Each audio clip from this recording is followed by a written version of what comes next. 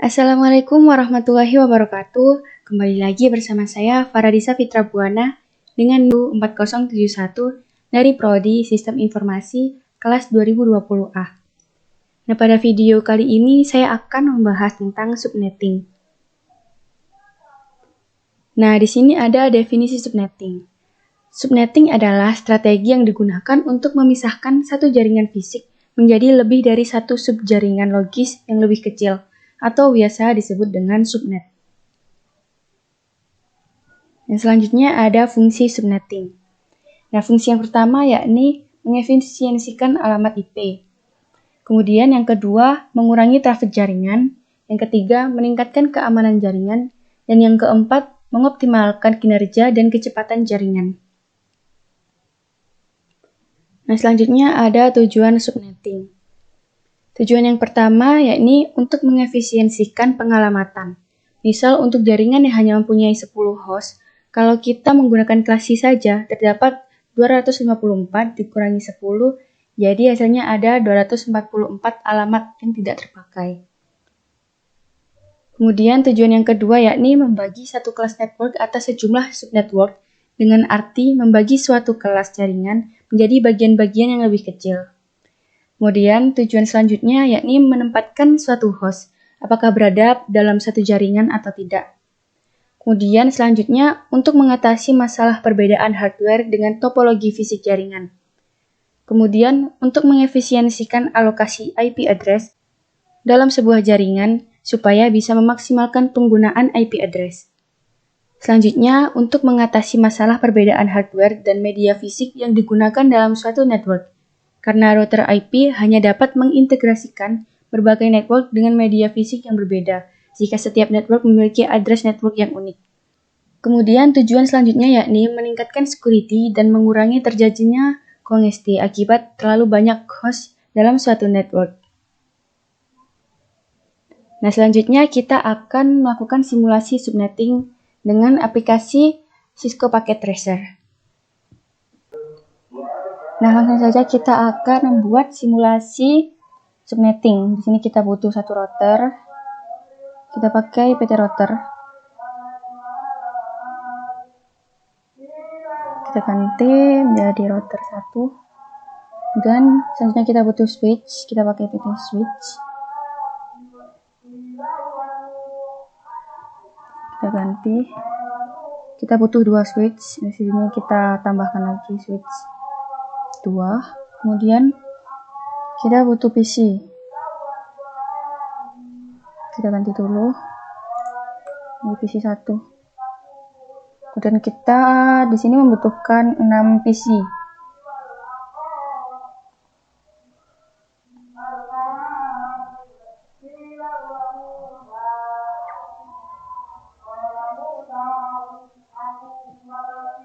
Nah, jika sudah, selanjutnya kita akan hubungkan setiap PC ke switch menggunakan kabel.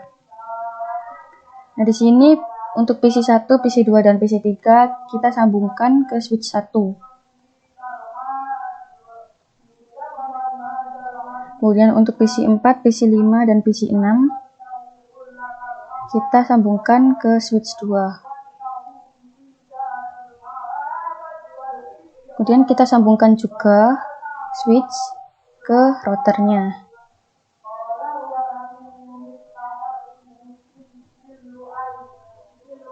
Nah, jika sudah, langkah selanjutnya kita akan memberikan IP address ke setiap PC. Kita klik pada PC 1, kemudian kita pilih desktop, kemudian pilih IP configuration.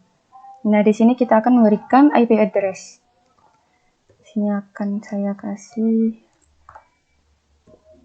IP address-nya 192.168.1.1. Dan untuk subnet mask-nya ini belakangnya tinggal ganti, kita kasih 92.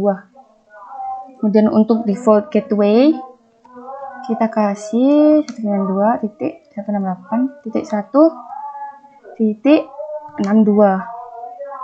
Jika sudah kita close, kita beralih ke PC 2. Caranya sama. Di sini sama, tinggal ganti belakangnya. Pada PC 2 kita kasih belakang 2. Kemudian untuk subnet masknya sama, belakangnya 192. Kemudian untuk default gateway sama seperti PC 1 tadi, belakangnya 62. Sudah kita close, kita beralih ke PC 3. Caranya sama, ini kasih 3. Kemudian untuk subnet masknya sama. Kemudian untuk PC 3 ini kita tidak kasih default gateway, langsung kita close, kita beralih ke PC 4. Caranya sama ya. Nah, untuk PC 4 ini belakangnya kita kasih addressnya 65. Kemudian untuk subnet masknya sama, belakangnya 192.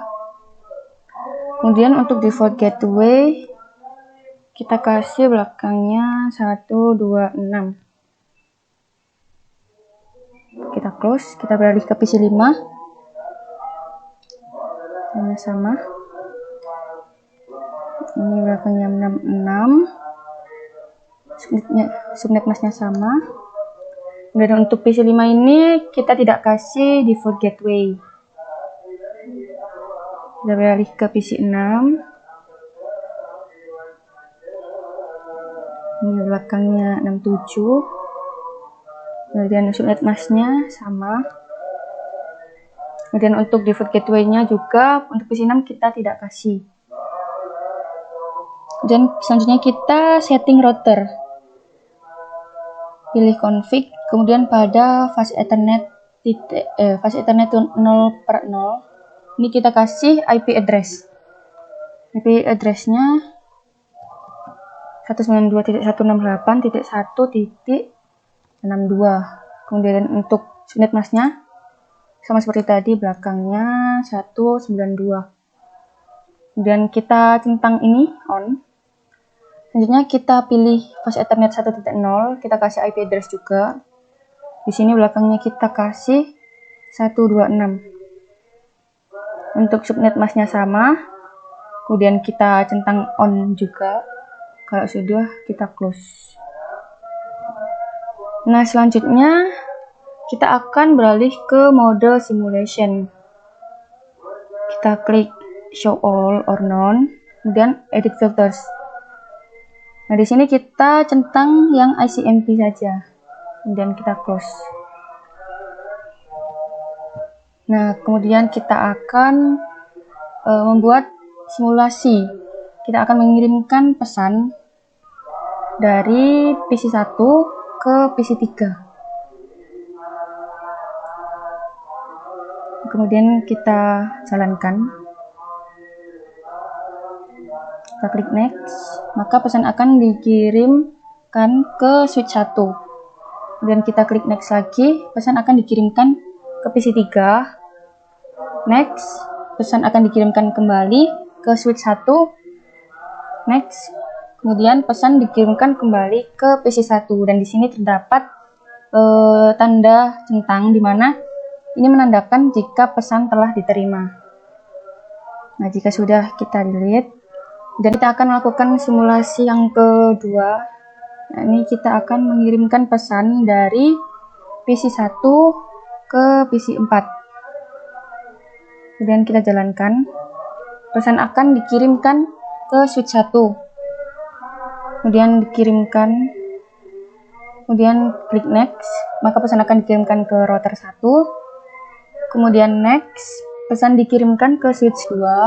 Kemudian next, pesan dikirimkan ke PC 4. Next, pesan dikirimkan kembali ke switch 2. Kemudian ke router 1. Kemudian ke switch 1.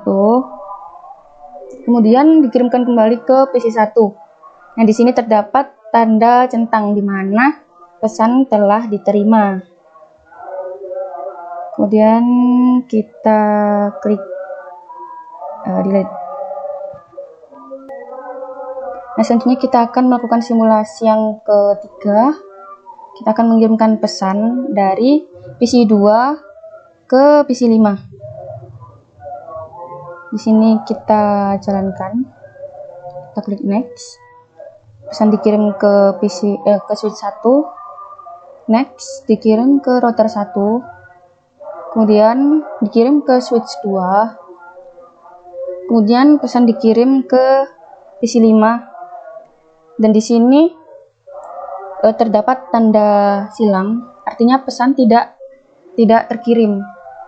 Nah, karena di PC 5 tadi tidak ada gateway-nya, maka PC 5 tidak bisa menerima pesan. Kemudian kita delete. Kemudian kita akan melakukan simulasi yang keempat. Kita akan kirimkan pesan dari PC 3 ke PC 6. Kemudian kita jalankan. Nah, di sini langsung terdapat tanda silang, artinya pesan tidak dapat diteruskan, tidak dapat mengirim sama sekali, karena pada PC 3 ini tidak terdapat sub gateway, dan pada PC 6 ini, pada PC tujuannya tidak memiliki gateway juga, jadi pesan tidak dapat mengirim sama sekali. Kalau sudah kita delete, kemudian kita beralih ke mode real time. Di sini kita akan melakukan tracing pada setiap PC-nya. Kita klik pada PC 1, kita pilih command prompt. Di sini kita akan mengetikkan tracer, kemudian kita klik IP tujuannya. Kita klik 192.168.1.3. Nah, di sini terdapat informasi bahwa trace complete, di mana proses tracing tadi berhasil pada PC 1 dan PC 3. Kemudian kita melakukan tracing lagi. Kita klik tracer. Di sini saya akan mengetikkan IP address-nya pada PC 4.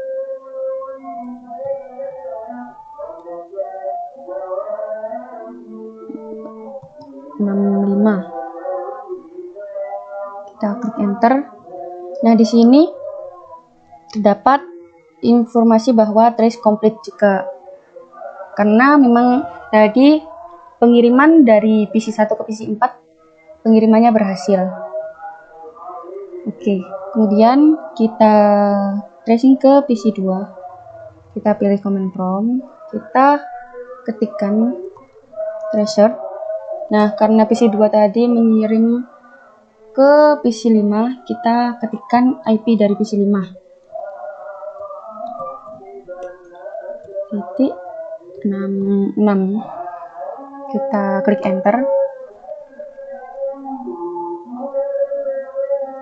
Nah, di sini kita tunggu. Sedang loading, tunggu sebentar. Nah, di sini terdapat informasi bahwa request timeout, di mana tadi pengiriman hanya sampai router saja, tidak dapat mengirim selanjutnya ke PC 5. Kalau sudah kita close, kita lakukan tracing ke PC 3. Kita pilih command prompt, kita ketikkan juga tracer. Kemudian IP address-nya PC 6, yakni 67, dan kita enter. Kita tunggu, sedang proses.